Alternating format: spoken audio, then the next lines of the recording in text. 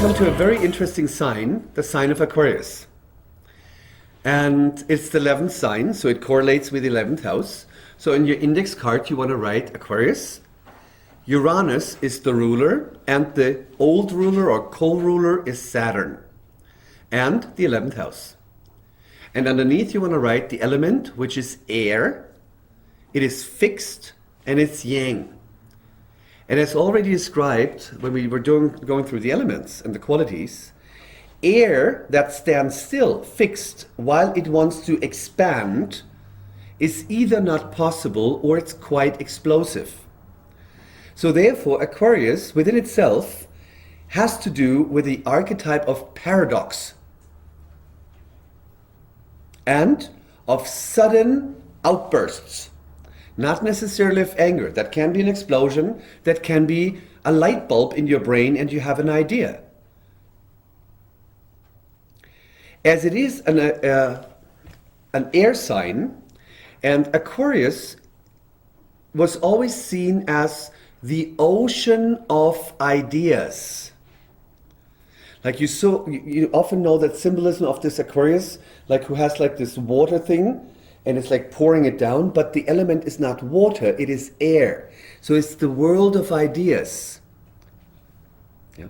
It is the morphogenetic field that we use in family constellation, for instance. Yeah?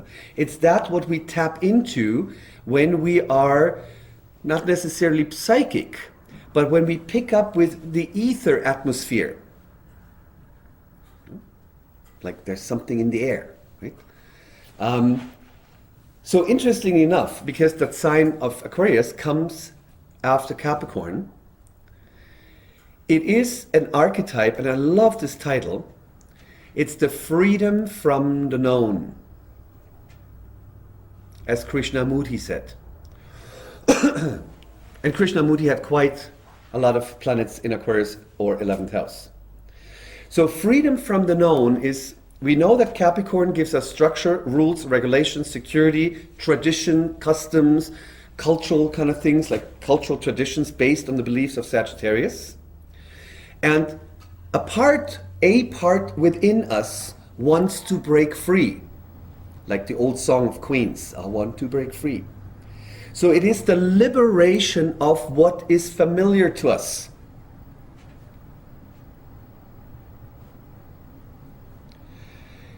But that liberation triggers simultaneously because Aquarius forms a inconjunct to Cancer, inconjunct crises, an emotional insecurity to our family, inner child, home, cozy habits. So in order to make a step into true liberation, one needs to take into account that the emotional safety for quite a while is not given.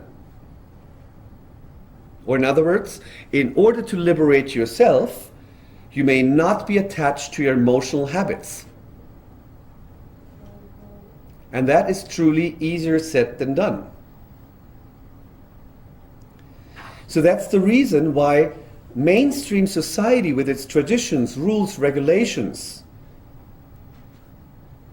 is not necessarily opened to liberating ideas.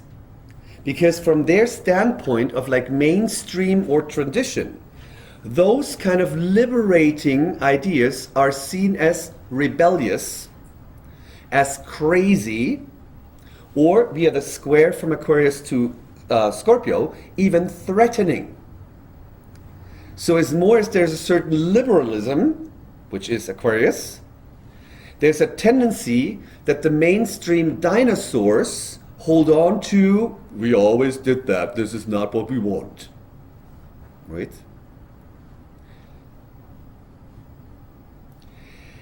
But because Aquarius is tapped into what we can call the higher mind, like as if each of our brain is just a little terminal of a big computer, when we tap into the higher mind, we are simultaneously, because of the inconjunct to Cancer, in a way detaching or non-attaching. For me, it's the difference between detaching and non-attaching. But the moment I do an emotional non-attachment or detachment, I am able to see with a very clear mind. So Aquarius is very clear and is able to observe. Similar to the movie Dead Poetry with William Robbins, Dead Poetry Club. Say it again? Dead Poets Society. Dead Poets Society, which plays like in a British, which Great Britain is of course Capricorn, right? Yeah, very traditional.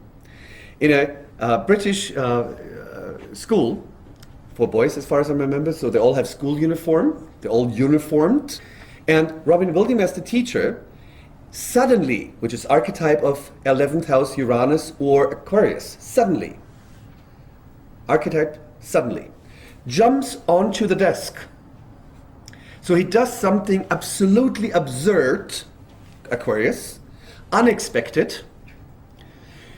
The mainstream students are shocked. Archetype, shocked. Archetype, unexpected. All the words that I emphasize are the archetypes. So they are shocked while he does something unexpected.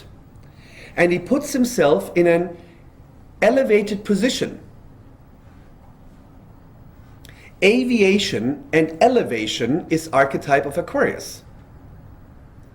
And he's standing up there, I'm going to do that, it's not good for filming, but he's standing up there now, and he goes, ha-ha, from up here I have a different perspective. And from that perspective, as I'm not in, but more observing, I have different insights. I see the logistic of whatever I observe from an aviated or elevated point of view. And because I'm not in the mainstream but more elevated, I simultaneously have sudden ideas, innovative thoughts, everything Aquarius, of how the thing works from a logistic point of view, from a whole. And because I am the liberating Aquarius, I can also detect what needs to be liberated for all units in that logistic, in the segment, in the classroom, in the company, in the organization, in the international affairs. From that way, I can see what needs to be done to liberate each unit for their potential to be more in place. Because the opposing sign of Aquarius is Leo. Like in an enmeshed company or in an enmeshed classroom or anything that is enmeshed by old traditions, not been liberated. We always did it like that, we do it like that. You see that a lot of potential is kind of like, clocked in. So Uranus is the one that wants to liberate it, which is a form of a threat, as mentioned before, to mainstream, to the traditions. I mean, we have a perfect example which fits perfectly into Aquarius, as Aquarius is everything that has to do with modern technology, and even more so with electronic technology. Whereas the mechanics is Mercury, Virgo Mercury, or Gemini Mercury, but more Virgo, like the old steam machines. That would be a Mercury thing, even though it was an innovative ideas in those days, which would make it Aquarius. But the mechanics, an iron bar pumping some steam, that's mechanic, that's Mercury. But the electronic, the bzz, bzz, bzz, bzz, the bits and bytes and this is very clearly Aquarius. Because Aquarius correlates with science fiction.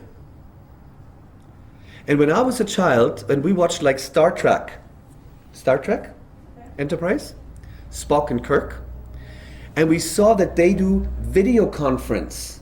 Like they called someone and you could see them on a screen.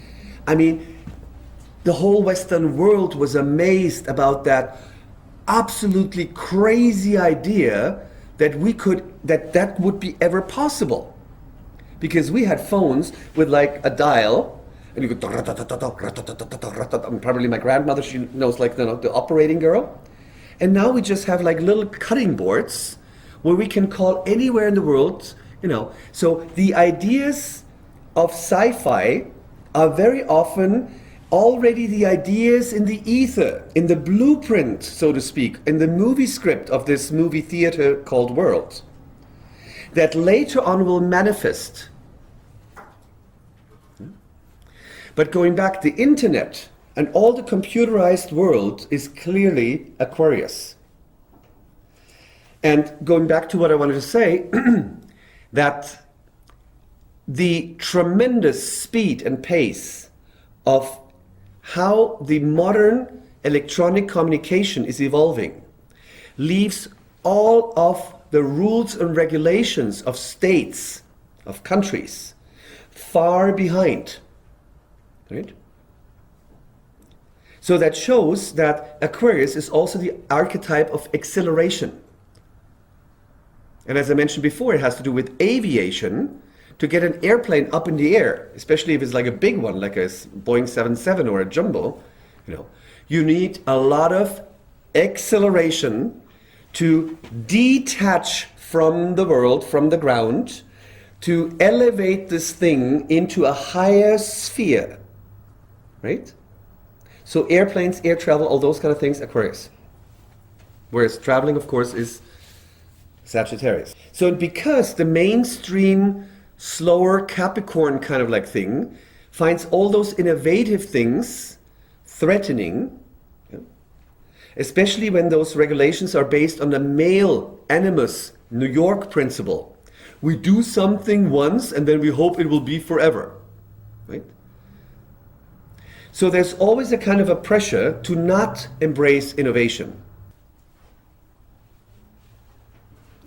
And in order to bring a new idea into the world, even if it sounds so crazy or rebellious, like the first iPhone, right? Yes, one man presented that, but it takes more than one person to make a major change. Therefore, Aquarius is also the archetype of people and groups of like mind. Any group of like mind is Aquarius. Which does have like a big advantage because they can amplify their abilities. But the whole intention within Aquarius, as mentioned at the beginning, is the liberation from the known. To be open-minded to the endless ocean of ideas.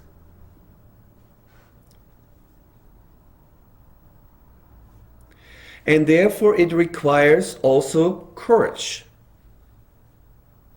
Not the Aquarius courage, the Aries courage, but the courage to think different, to think out of the box, to detach from mainstream definition, to be purposely crazy in terms of different, to allow in an experimental way new thoughts via try and error to be tested. Testing is Scorpio, if they work or not. So it is the archetype of try and error. What usually those groups of people of like mind, if we are still dealing with like innovative people, like think tanks for instance, they work via a technique that we call brainstorming. And indeed, the overall brain structure, and like especially the brain structure, but also the whole nervous system is ruled by Uranus. But the single nerves and nerve strings is Mercury, because they transmit the information. But the fixed air is the brain. And therefore brainstorming is quite an idea. So keep in mind, when I say those words like group of like mind, I also mean a bowling club, a bridge club, like, the three ladies that always meet on Wednesday afternoon, have a gin and tonic and play bridge. That's a group of like mind. So it does not have to be the highest sophisticated. Yeah? Even a group of terrorists is a group of like mind. Yeah? Any form of groups of like mind is Aquarius. And because it makes a trine to Libra, where we said it is the other people, within the other people we do have friends, we call them friends. But our true friends are to be found in the 11th house.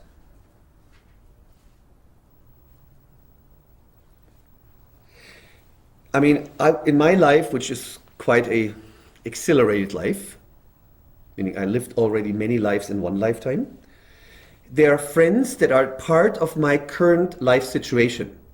But then when that chapter is closed, these friends, we just part. Not in a bad way, but it's over.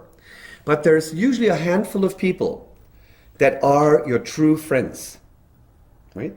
And usually those true friends you don't need to call every day or once a week, or they go like, oh, you didn't come and pick me up, nothing.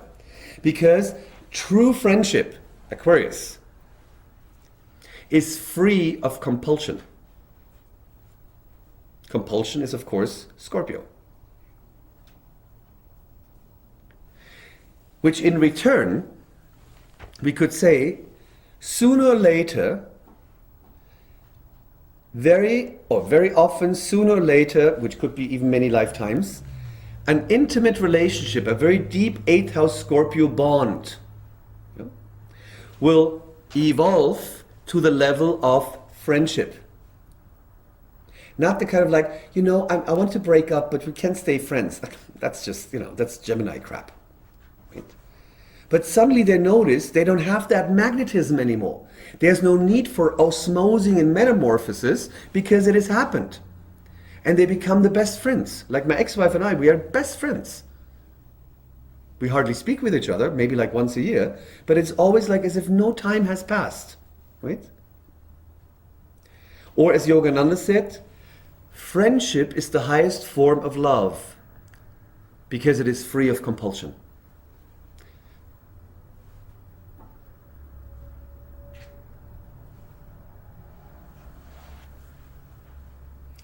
On a very individual level, with Aquarius you always have the tendency to talk about groups. But again, the monk in the Himalayan cave who has like lots of Aquarius planets does not have friends in the cave, right? So on a very individual level, it is indeed the archetype of individuality. Individuality. You have individuated yourself that you're not in need of Cancer or Capricornish kind of like security or safety.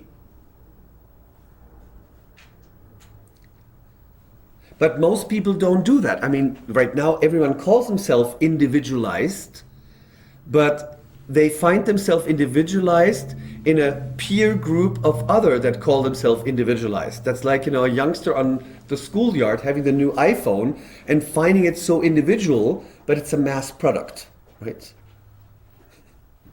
Or like in the 80s when the punks would like run through the street. You never would see one punk alone, He was so individualized, but only with his buddies, right? That's what I mean. Yeah. And another thing, Carl Gustav Jung called it the courage of individualization.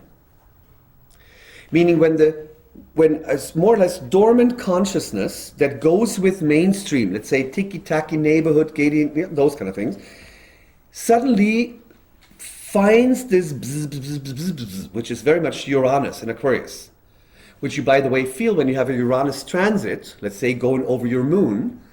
You have so much high voltage energy. High voltage is Aquarius. High voltage. Bzz, bzz, bzz, bzz, that your emotional body, or in other words, your nervous system, which is used to 220 volts, suddenly gets 5,000. And what then happens very often, which is typical for air element, because air element is within itself dry, which you Calgarians know. So if you have a Uranus transit, you feel literally that you're dehydrating, even on an emotional level. And then it feels a little bit as if like dry hands would go over styrofoam. It gets this edgy feeling in the nerves. So when you have a Uranus transit or a very strong Uranus, that you have a tendency to often be a little bit hyper, which is Uranus, hyper. Then it might not hurt if you do extra electrolytes or vitamin B complexes. Because you're burning more, substances than the body can actually absorb or produce. So when our little mainstream housewife, to sound a little chauvinistic, suddenly gets the bzz, bzz, bzz, bzz, bzz, yeah, and has the idea, why am I doing that? Why don't I, those kind of crazy ideas. She might first, Capricornian, suppress it, but at one point, she's on the edge of breaking free, which is a major step for her soul, because for many, many lifetimes, she has been a sheep in the flock.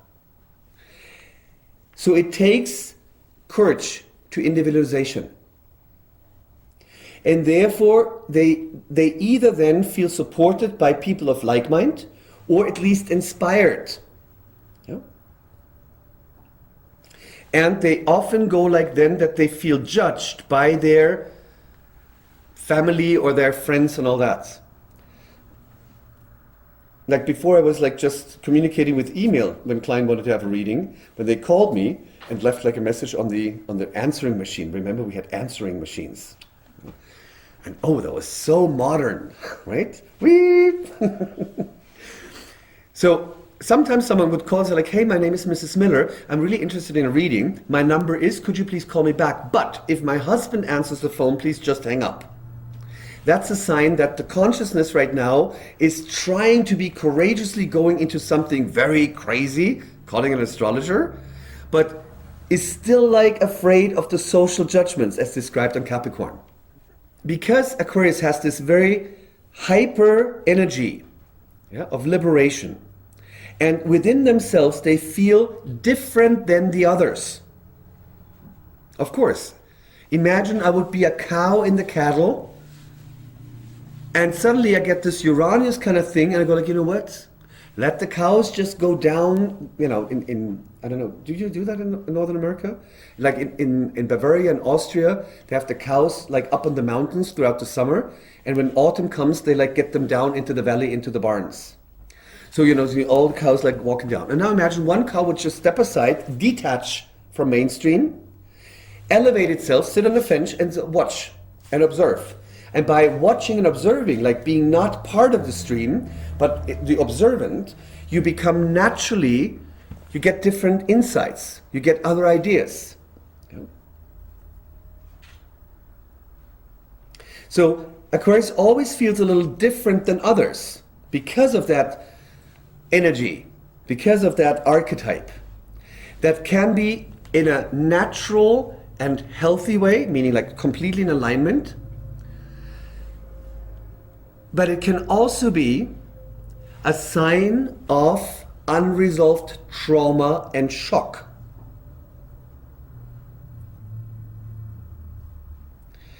And you cannot discriminate that in a chart. You can only discriminate that by observing and sensing the other person. If, for instance, someone would walk into my counseling office and would say, hey, Mr. Bolt, my name is da-da-da-da, and I just want to tell you, I really had a very happy childhood, and I'm fine, and I'm so happy with my husband. If the chin goes up like that, and the voice follows, the kind of, you can be sure that in here is not the center. She's eccentric, out of center. Make sense? Yeah. If I would stand behind your kitchen door, and you're not expecting anything, and do, boom, your first reaction will be, that's a shock. The European symbol for Uranus is the astrological symbol of the sun, which is a circle with a dot in it, and an arrow going up and out. Eccentric. Now the energy stays like that. Yeah. Oh, I'm this way, yeah, and you get all these reasons, but you can tell that energy was up here, right? And then it requires reintegration. Leo, I mean, if you look at our belly, it looks like the sun, doesn't it? Right? It's round and it has a dot in it. So it can be any form of trauma.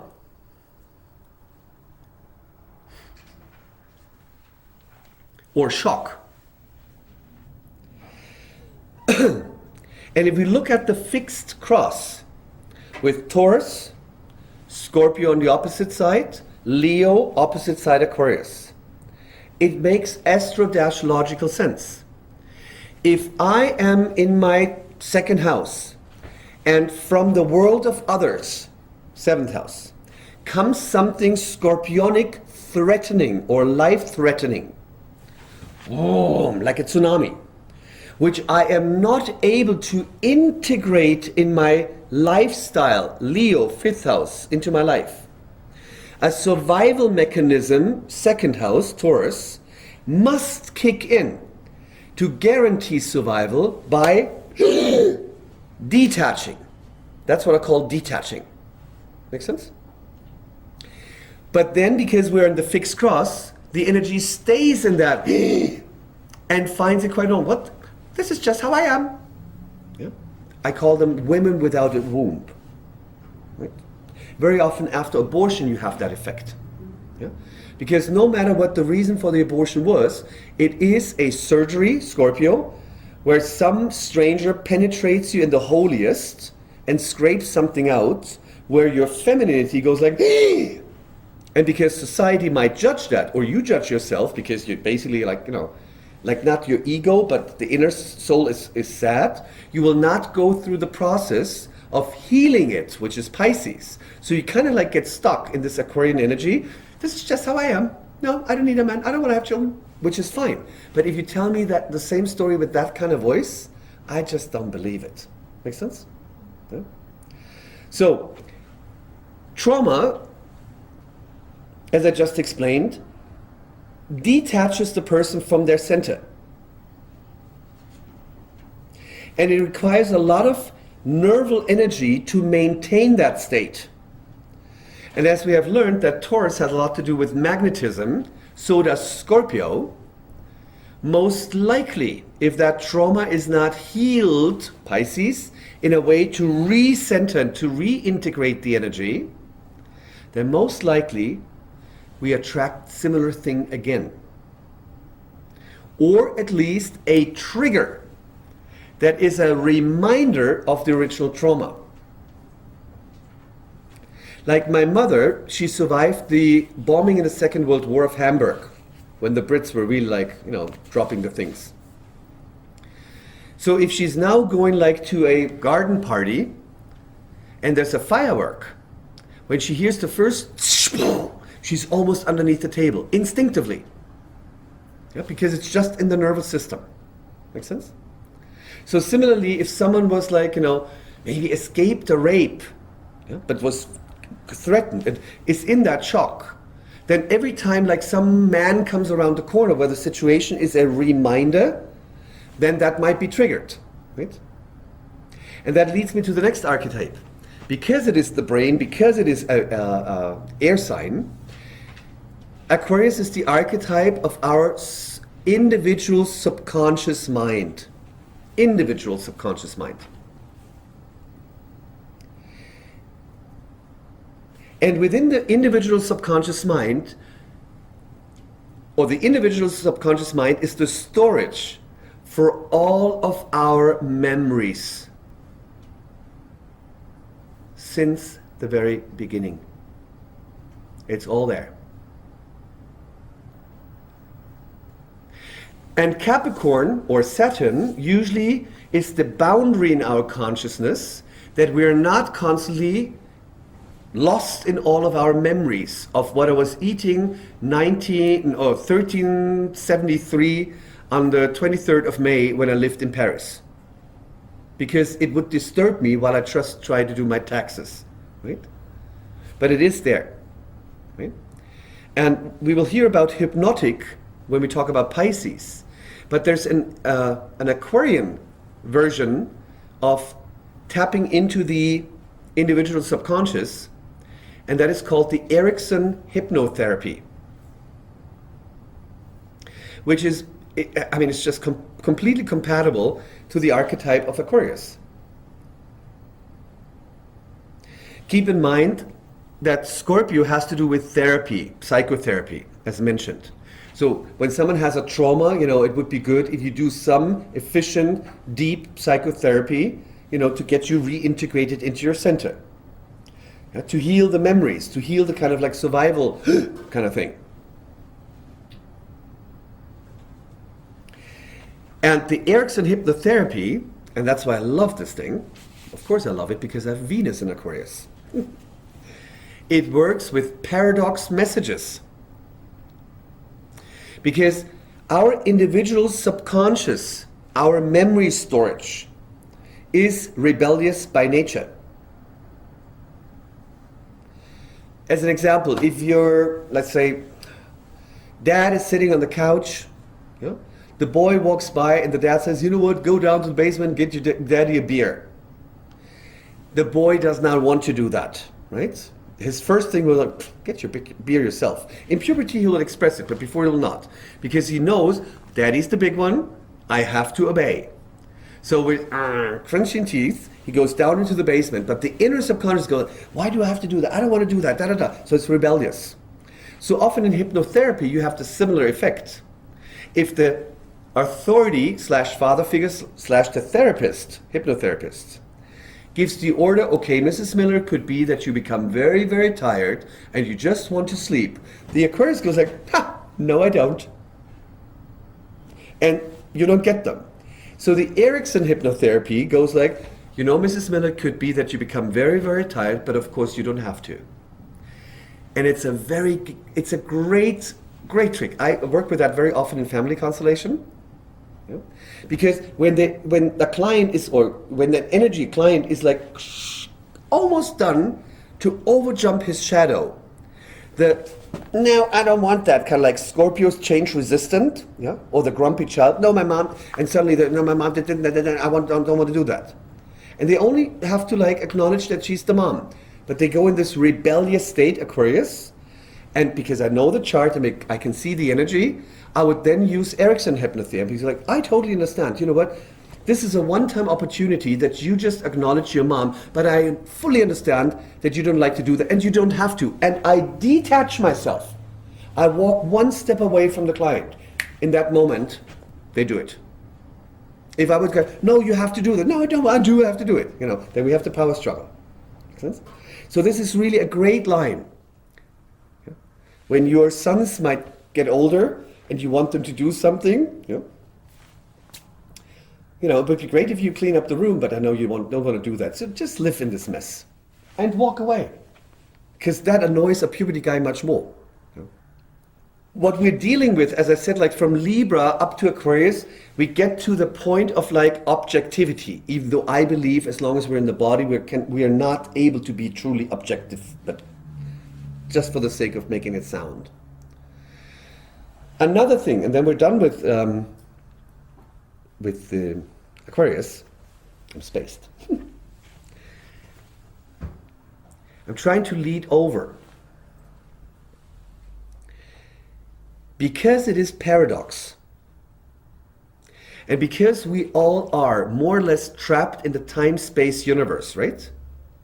With our ego, Moon, Cancer, and the body ego. The body ego defines itself in between the past and the future. Usually the ego and the ego mind cannot talk about anything else but either the past, like what I did, or the future.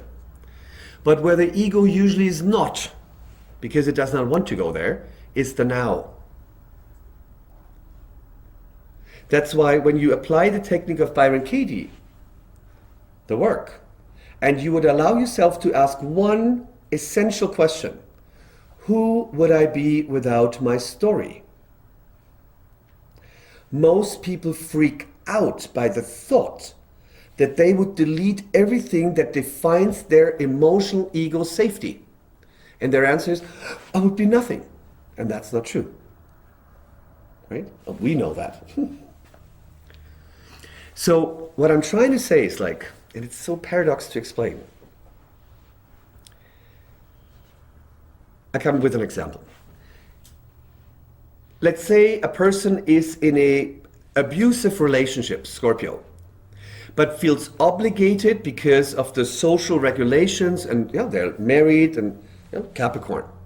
So she stays in there, but it's getting so awful, Scorpio, that even her change resistance, I stick with him, or the happy excuse making, oh, he doesn't mean it, he really loves me, he's just beating me because he had a bad day, all this crap, right? At one point, she finally makes the step, liberation from the known, out of the Capricornian known, social, and she steps away even though she has complete insecurity. And that's a great step when it's abusive relationship. But that's only half the step, to detach from it. But stepping away is not the healing, right? The healing comes with Pisces. Make sense?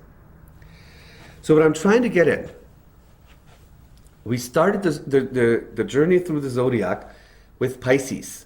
Out of the nothingness, the conscious, non-existent existence. We are born in the womb, pressed out, go through a shock of separation, feel separate, and we go through all this built-up of subjectivity via Leo. Then the energy is a transition in Virgo, where we feel furthest away from our source, but it's the invitation by humbleness and purification, and not by masochism and excuse making, to have a divine romance with your own self, the beloved. To then go through all the other social things. And then you are maybe Mr. Lawyer, and you decide, you know what, I always wanted to be a circus clown. I'd rather have a circus clown than a heart attack. So I'm stepping into Aquarius. And in Aquarius, I don't know how to explain that. The energy in a spiritual way flips. That's why I mentioned the book from Michael Ende, Momo. I would be so happy if you would read it or audiobook it. Because Momo is a little girl that lives like very free-spirited. She's very Aquarian. She has no family. She lives somewhere like out of the city. And she has friends in the city, like the barber, the street cleaner.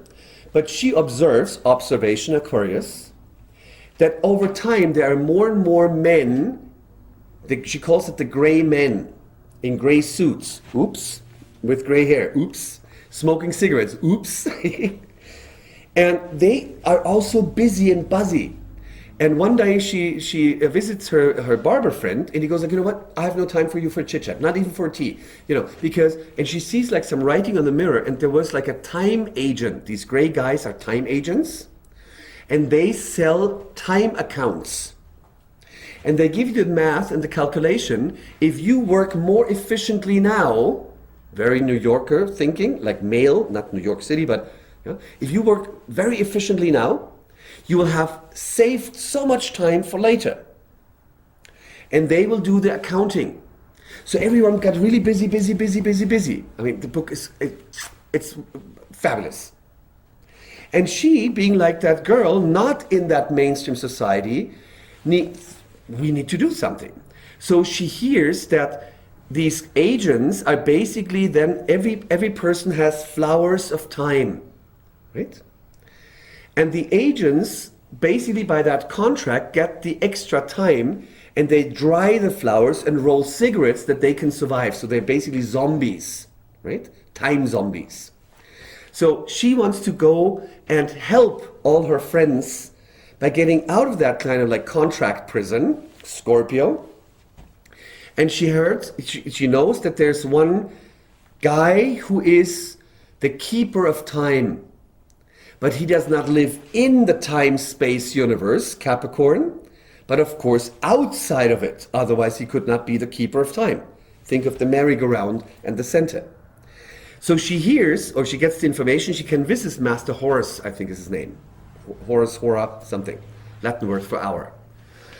There is one little like an alley where she can go to Master Horus or Hora, who lives outside of the time, Capricorn. But the only way to get to him, which is Pisces, is by walking through that alley opposite. She must enter the alley and she must walk backwards in order to come forwards to him. I love that symbolism because that is what Aquarius really is about. Aquarius is the moment where we are able to switch consciousness to allow the world to cease, to disappear, to renounce the world inwardly. I mean, as long as I'm here, I'm here. But inwardly you start to non-attach to the world. Not detach, you non-attach. And you are focused via Aquarius on the opposite of that what the world says is important. I think that's the real secret of Aquarius. And then you begin, even though you go through quite a bumpy road, similar to when a space shuttle re-entered the atmosphere, the angle was you go quite some nervous things and all that, but you will enter at one point, or let's say a different way, not re-entering, but if you start with an airplane like through a stormy night, you go through the clouds, and when you're above the clouds, it is just like, home. That's Pisces. So Aquarius is the trick of the higher mind to offer you deliverance. Deliverance of everything that the world holds as dear by doing the opposite, not in terms of doing outside the opposite, like not going as a man to the ladies' washroom. That's stupid, rebellious. But to do the opposite, to turn the world upside down. Or, my favorite quote from Thomas' Gospel, when the inner becomes the outer, when the outer becomes the inner, when the upper becomes the lower, and the lower becomes the upper, and when male is female and female is male, then you enter heaven. The paradoxes switch. I hope I get the message across. As one example, when I look out of my physical eyes, I see the world like that. But in reality, the sight, like when I look at you, that what is to be seen gets through my pupils, and what happens? It gets flipped upside down onto the retina. And it is the brain that recalculates it the other way around.